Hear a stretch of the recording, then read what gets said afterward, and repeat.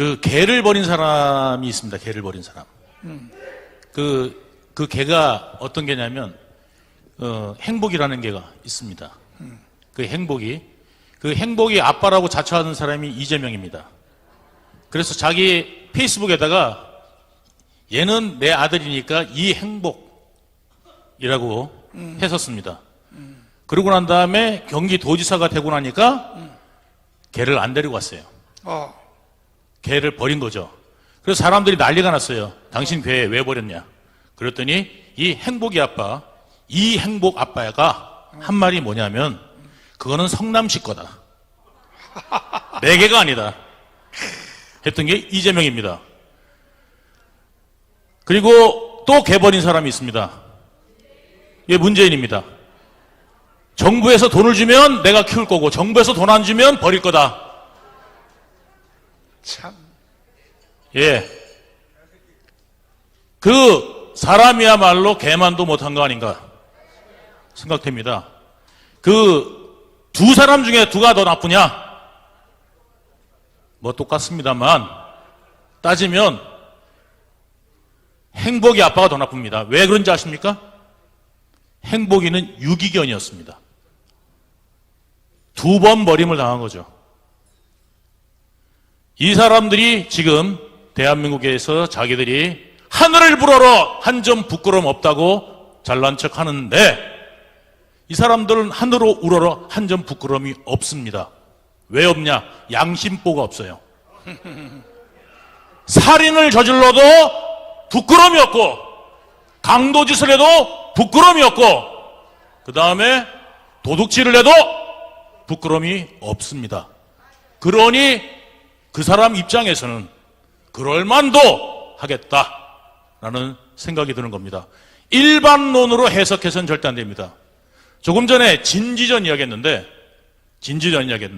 우리 자유통일당에 제가 왜 들어왔느냐 많은 질문들을 하시는데요. 지금 국민의힘은 진지전 할 능력이 없습니다. 여러분들 큰아들 작은아들 있는데요. 셋째 아들 넷째 아들 있는 데도 있어요. 세종대왕이 몇째 아들입니까?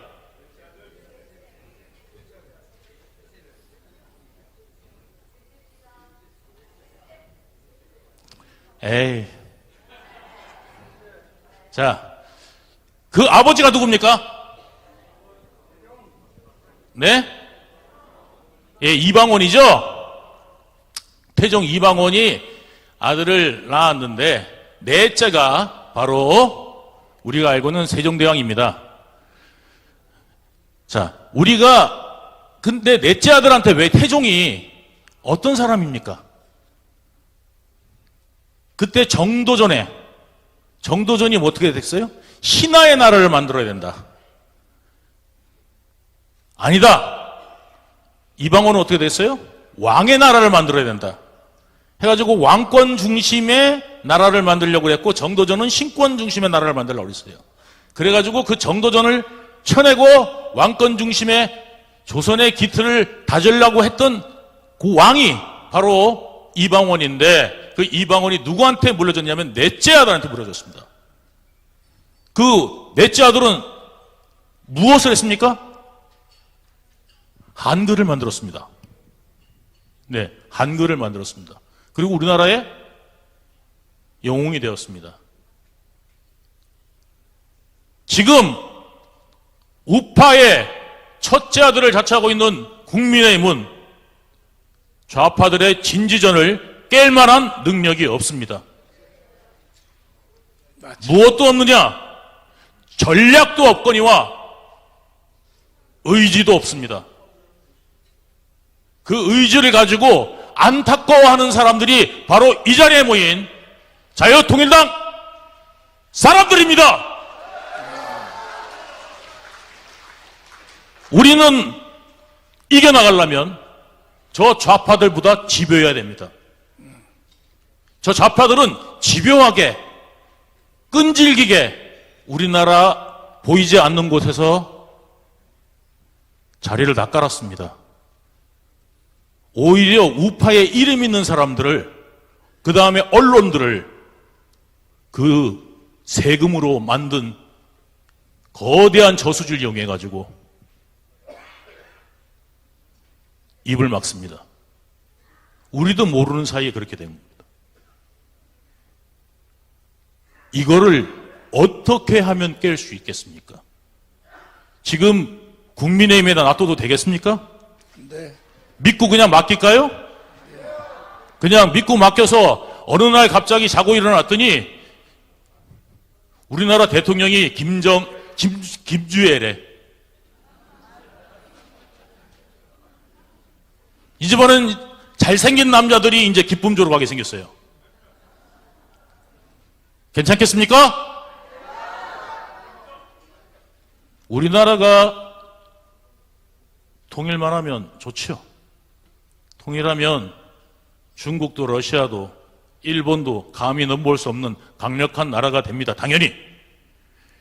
독일을 2차 대전 후에 잘라놓은 이유도 독일을 그냥 붙여놨다가는 인구가 제일 많은 게 유럽에서 독일입니다.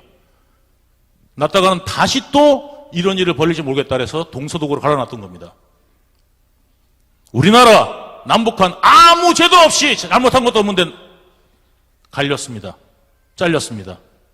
이거를 이어붙여야 되는데 두 가지 방법이 있습니다. 하나는 평화적으로, 하나는 무력으로. 이 두 가지 방법인데 무력으로 저들이 침범하게 냅두실 겁니까? 아니면 저들이 원하는 방식의 평화 통일이 해서야 되겠습니까? 둘 다 아니죠? 우리가 흡수 통일을 해야 됩니다. 자유민주 통일을 해야 됩니다. 저 이재명의 간사한 이야기들, 양심도 없이 내뱉는 말들, 어제 다르고 오늘 다르고 유통기한이 단 몇 시간도 지나지 않는 말들을 내뱉고 자기는 늘 떳떳하다고 이야기합니다. 5,000년 역사에 저는 역사를 좀 좋아해가지고요.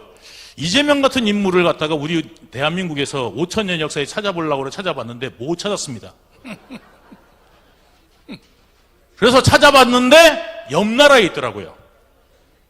중국 가니까 있더라고요. 지록유마라는 말 아십니까? 지록유마. 예? 예. 저게 사슴이냐, 말이냐? 그러니까 뭐라 그래요? 그러니까, 예? 저거를 사슴인데, 사슴을 갖다가 저기 말 한 필이 좋지 않소 이러니까 똑 보니까 뭐예요? 사슴이거든. 저거 사슴인데 그러면 죽는 거고. 훌륭한 명망입니다. 그래서 이재명 코딱지 파주면 공천 받았고, 이재명의 변호사 하면 공천 받고, 예, 이재명이 차은우보다 잘생겼다 그러면 공천 받고,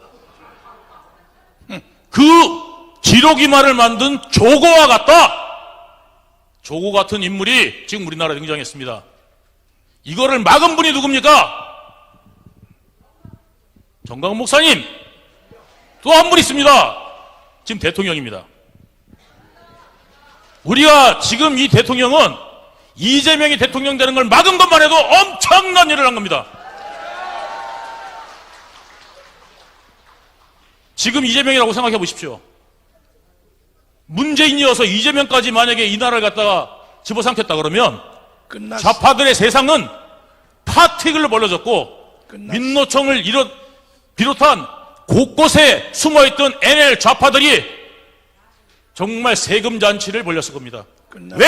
세금이 문재인 때 폭발적으로 늘어났는데 불구하고 여러분들 혜택을 본 분이 있습니까? 세금 낼 때마다 이런 말 합니다. 국가가 나한테 해준 게 뭐가 있다고 세금을 이렇게 걷어가. 세금은 많은데 무엇을 해줍니까? 라고 이야기하는 분이 많은데 그 세금은 누구한테 갔느냐?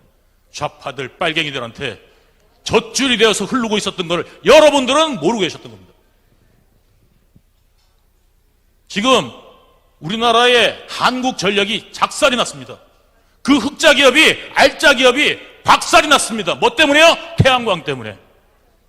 그걸 언제부터 준비했느냐?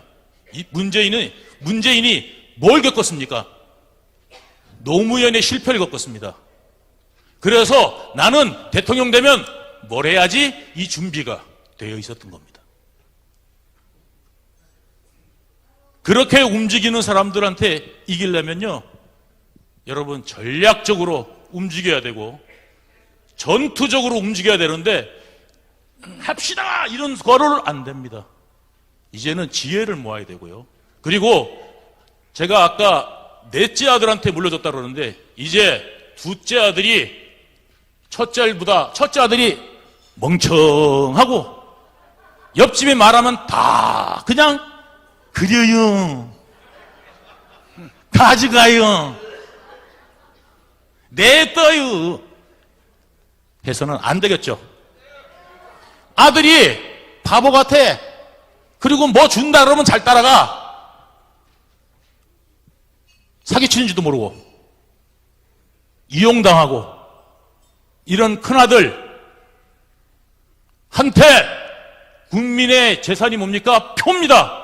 그 표가 큰아들이라고 다 그걸로 물려가면 되겠습니까?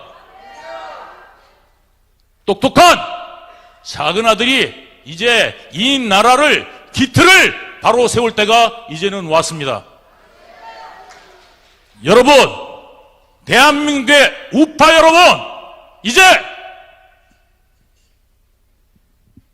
자유통일당으로 하나 되어 뭉칩시다!